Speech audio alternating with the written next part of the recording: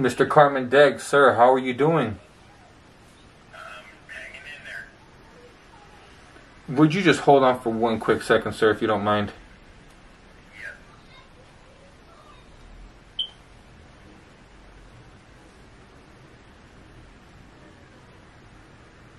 I apologize for that, man. Mr. Carmen Degg, how are you doing, man?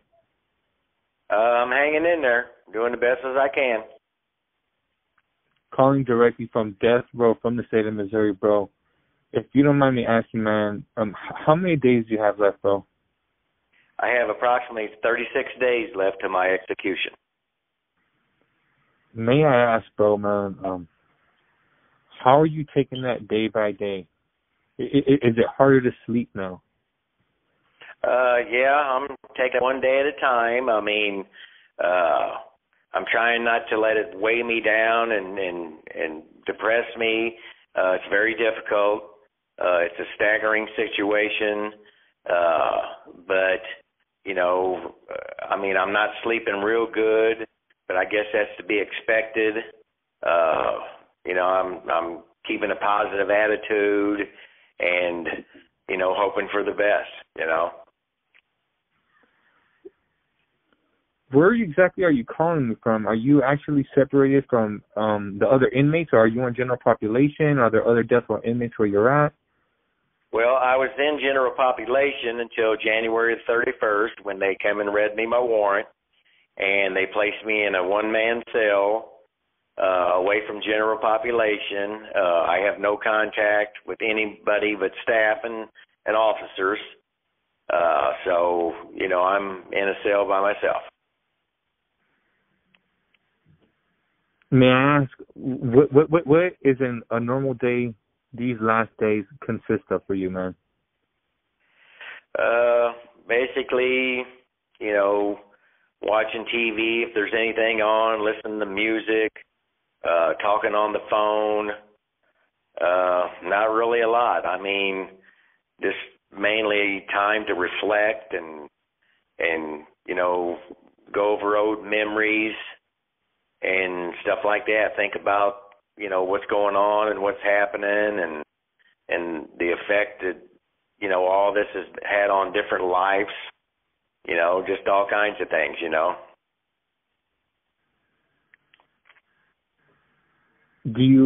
Are you sitting there zoned out, focused on what you're doing, or are you thinking? I'm just being me. I mean, I'm sitting here and thinking about really everything, everything, how they say, when you have like near-death experiences, your life flashes before you. I'm kind of doing that, without a near-death experience, if you will. Just reflecting and realizing everything that's going on. This call from a correctional facility and may be monitored and recorded. Realizing everything that's going on and just dealing with it the best I can. May I ask, what method have you chosen, or do you have a choice of the way, perhaps that day comes, that they will execute you? No, I really don't have a choice. The only way that the state of Missouri does it is lethal injection.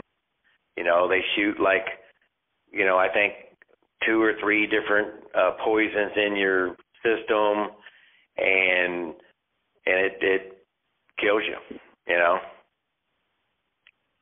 Is that something that, as crazy as it sounds, is that something that you would prefer from the other methods, such as, the electric chair or even a firing squad?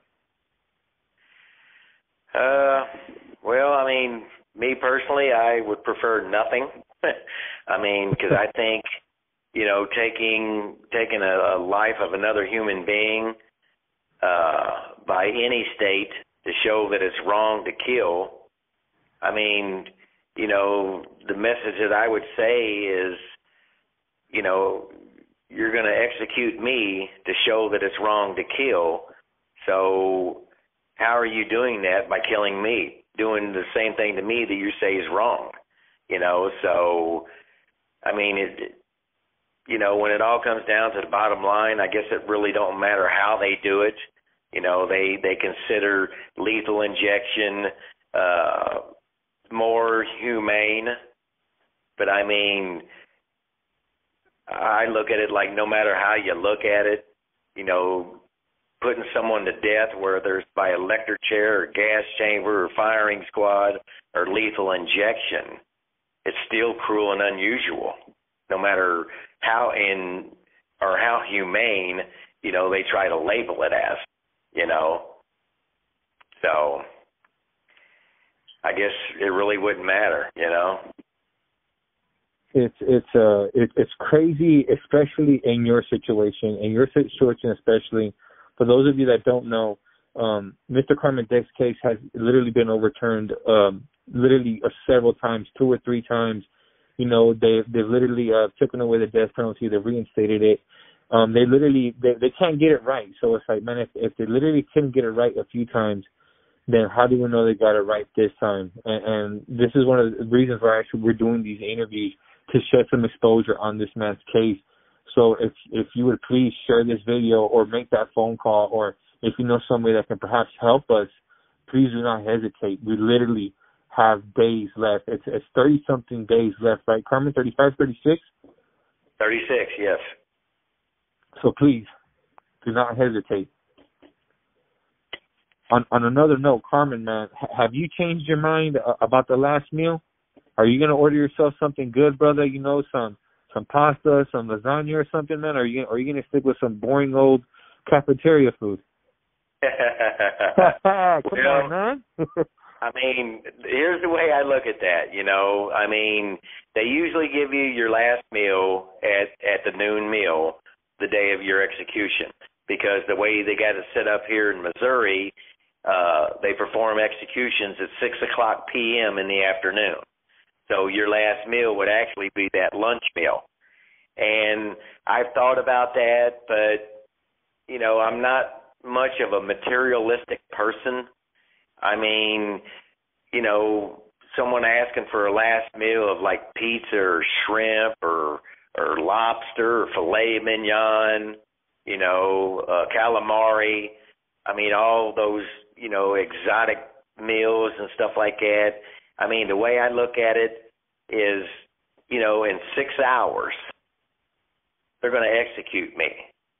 So does, a last meal really have that much meaning, knowing that you're going to die in 6 hours? I mean, what joy and pleasure is a last meal really going to bring you if you know that you may die in 6 hours?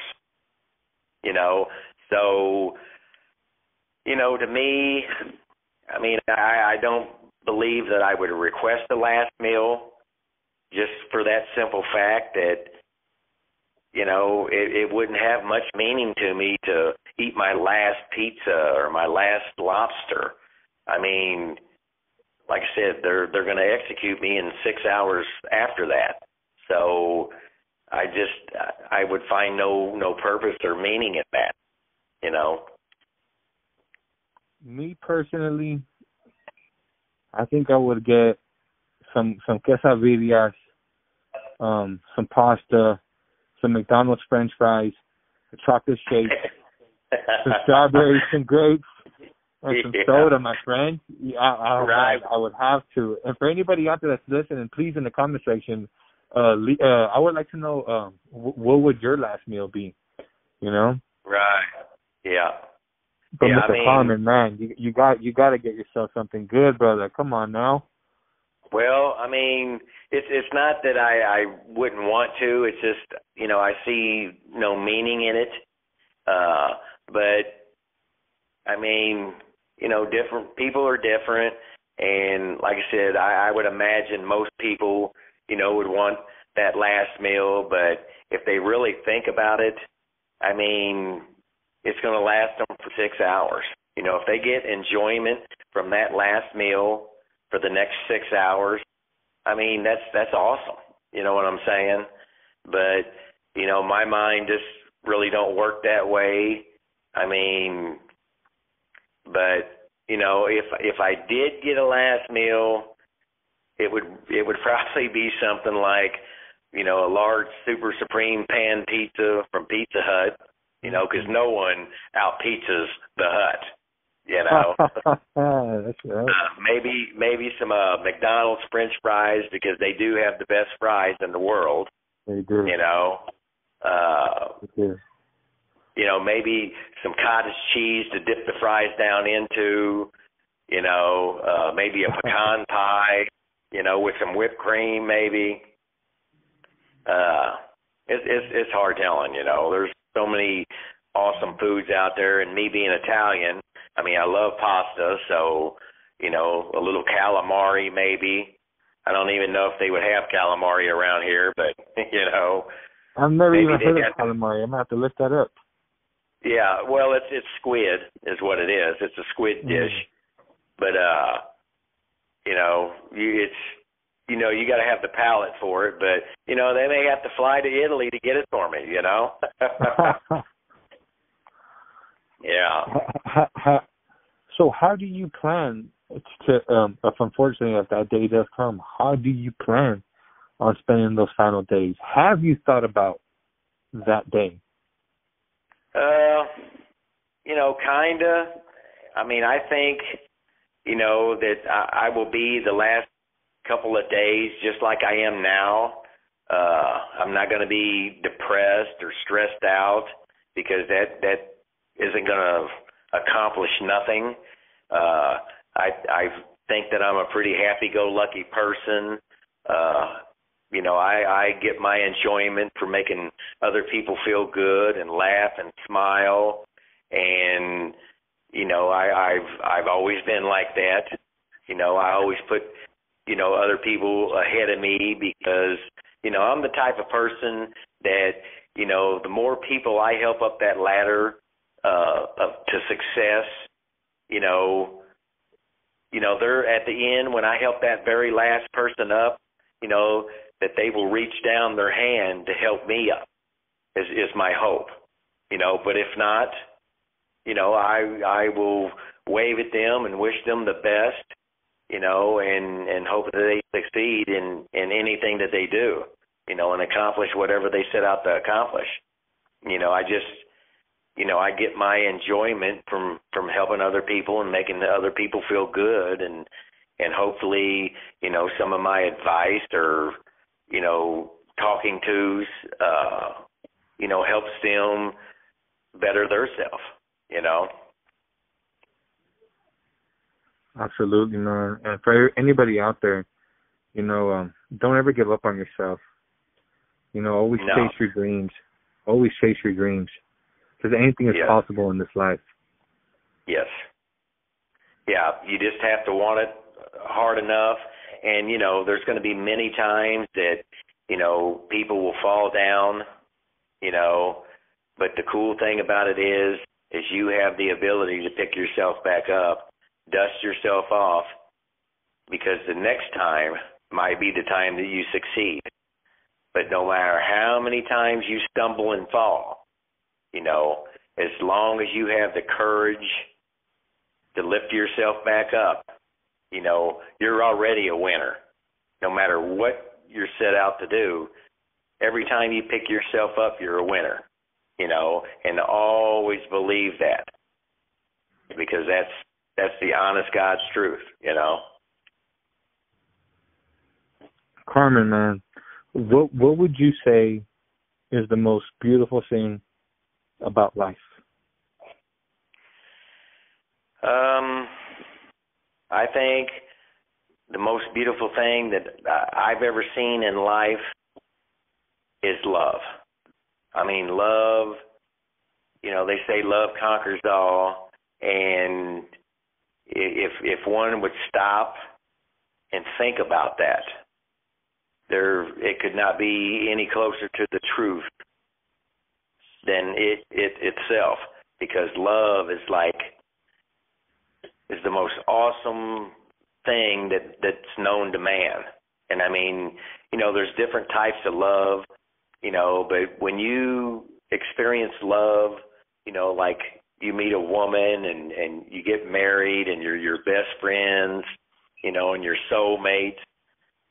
It's so awesome because it's like every single day of your life is brand new, and those that have experienced that, understand what I'm talking about. And, me personally, I've only experienced that one time in my life. I mean, real unconditional, mind-blowing love.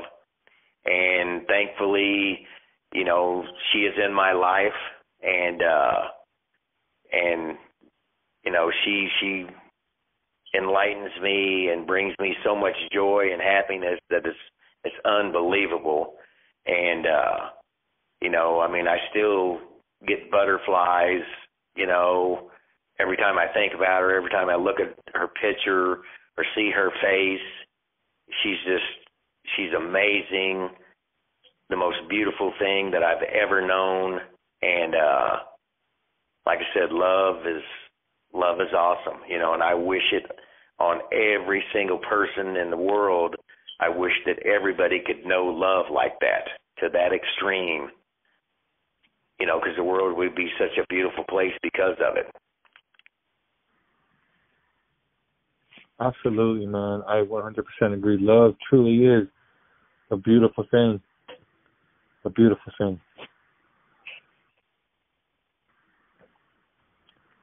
So, Mr. Carmen, man, what are you going to be up to these next couple of days, bro? Excuse me, say that again? So, Mr. Carmen, my friend, what are you going to be up to these next few days? Like I said, just reflecting on things and hoping that, enough people will listen to this interview and, will make that conscious decision, to show that love and compassion and stand up, for me and anyone else that doesn't have a voice, and give us a voice through yourself and, help me to stop my execution for a crime I did not commit.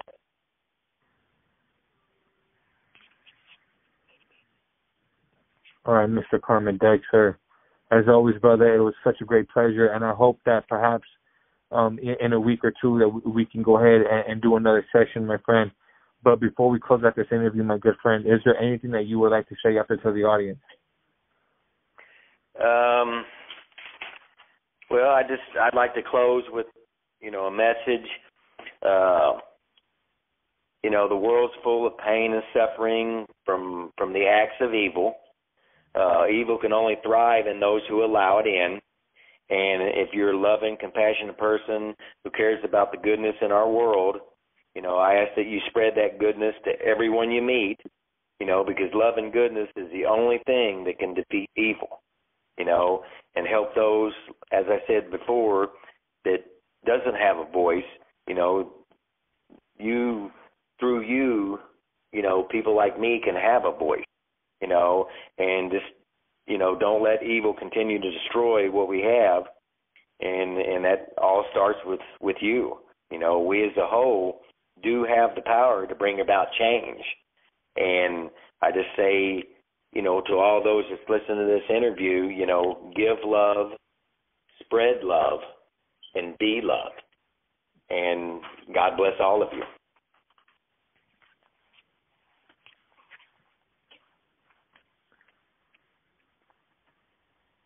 Please hit that like and subscribe button, people.